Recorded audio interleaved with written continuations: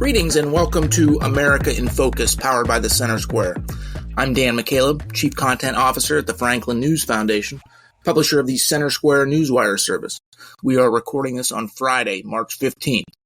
President Joe Biden released his fiscal 2025 budget plan this week, a $7.3 trillion proposal that includes $5.5 trillion in tax increases and would continue to increase the national debt, which already has soared to more than $34.5 trillion.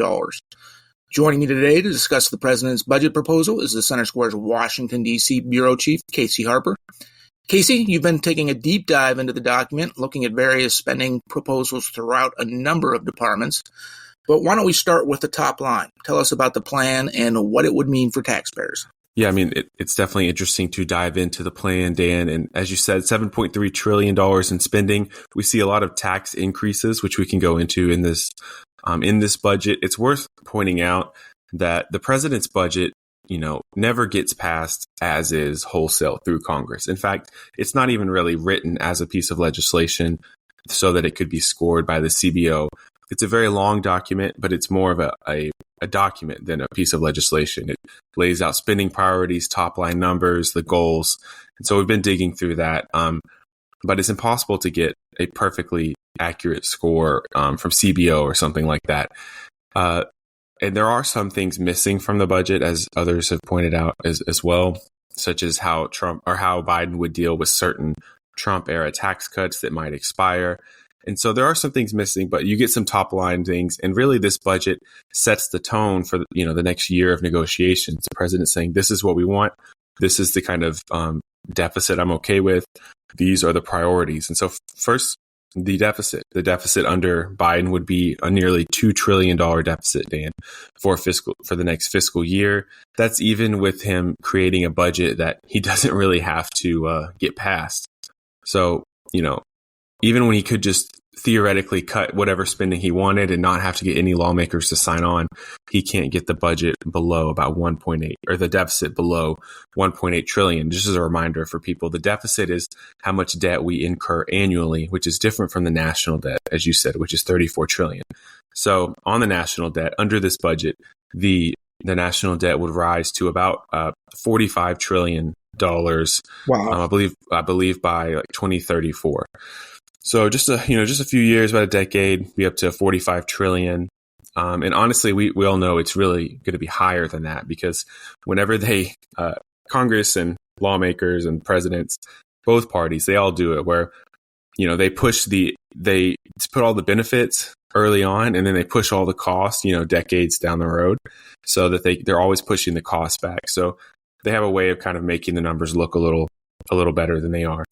We can get into some more of the tax increases, but I'll just say there's a big emphasis, and I've written about this at the centersquare.com on the, for instance, the equity agenda. I looked through the budget, Dan, and for instance, the word diversity is used 10 times. Some form of gender is used 22 times, inclusion about 17.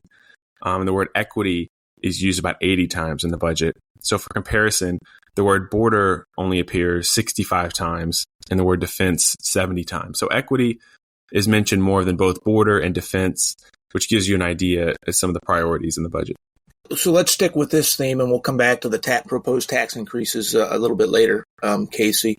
As you reported, Biden's budget includes about $3 billion to, quote, advance gender equity and equality worldwide.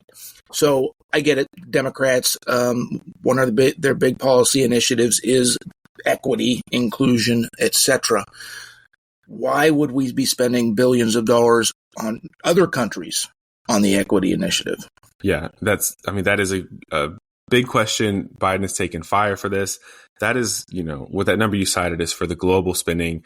There's a lot of spending projects domestically that would inflate that 3 billion number. But we spend, as you said, literally billions of dollars in other countries advancing gender equity. Now, some of this is stuff that I think many people would consider legitimate, like women's rights, women's access to certain resources. But that word, gender equality, that word has been, the definition has been expanded in the recent years to include basically the entire transgender agenda, which is much more controversial, I think, than any kind of women's rights efforts. And it's definitely pulling away money from, fighting for women's rights or women's rights to vote in a country that doesn't have that. Now that money is going to the, LGBT agenda. An example that, I found a USAID, which is our foreign aid office. They partnered in India to create a transgender hair salon, right?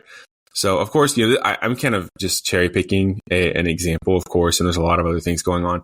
But I think it's an important example because people can brush this off and saying we're making something out of it that it's not. But in one example, we, federal tax dollars and resources went to partnering with a hair salon in India that is for transgender people. So, I think some people will be shocked to hear something like that. That's what we mean when we say advancing gender equity and equality worldwide. And it's literally in other countries and even countries that are not friendly to these ideas. And it does hurt our relationship with them. Many Muslim countries are not interested in the LGBT agenda. Many African Christian countries, it's banned or they're just not interested in it.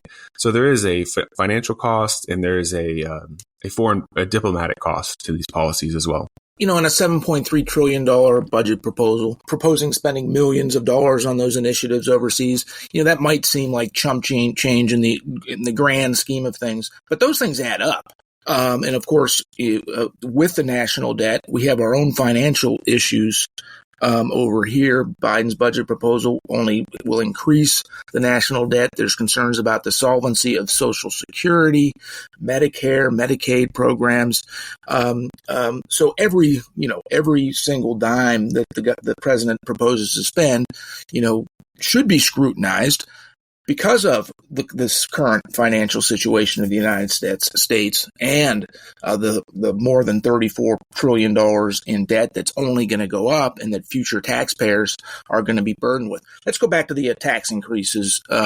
Casey, what is in the last minute or two that we have, what are the proposed tax increases in Biden's budget? Yeah, so there are several. You see a 25% minimum tax on billionaires.